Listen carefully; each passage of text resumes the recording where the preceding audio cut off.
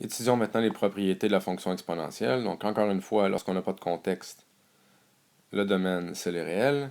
Le codomaine, bon, dans celle que nous regardons ici, le codomaine, c'est les réels positifs, ou si vous préférez, c'est de 0. À noter ici que mon crochet est vers l'extérieur parce qu'on ne va jamais toucher à l'axe des x, donc y ne sera jamais égal à 0, jusqu'à l'infini.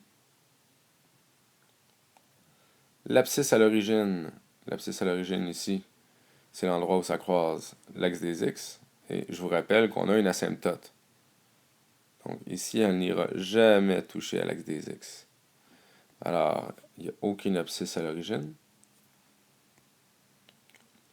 L'ordonnée à l'origine, ici, c'est où -ce que ça croise l'axe des y. Donc, ce sont les coordonnées de ce point-là. Donc ici, l'ordonnée à l'origine, c'est 5. Le signe, elle est positive sur l'ensemble de la fonction, donc sur l'ensemble du domaine qui est réel. Oh boy. Vous excuserez mon R. Un petit peu mieux. La variation, elle est décroissante sur le domaine. Sur les réels. Effectivement, on voit bel et bien ici là, que la courbe descend, si je peux m'exprimer ici. Elle est donc décroissante. Et finalement, elle a des extrémums, mais les extrémums, il n'y en a pas. Tout simplement parce qu'elle se rapproche tout le temps de plus en plus de l'axe des x.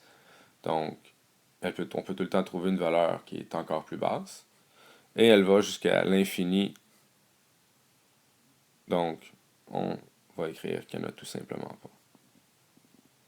Alors voilà les propriétés de la fonction, en fait d'une des fonctions exponentielles. Évidemment, les propriétés vont changer dépendamment si vous êtes face à un A négatif, à un A positif, une base qui est inférieure à 1, une base qui est supérieure à 1. Donc tout ça peut influencer entre autres sur le codomaine, sur la variation, sur le signe. Par contre, il y a une chose qui ne changera jamais, c'est en ce qui concerne, bon, première chose, l'extrémum. L'extrémum ici, là, il n'y en aura jamais. Parce qu'on a tout le temps une asymptote, et de l'autre côté, ça va tout le temps jusqu'à l'infini ou à moins l'infini. Sauf, évidemment, si on a un contexte. Donc, si on a un contexte, c'est tout le temps différent. Et même principe en ce qui concerne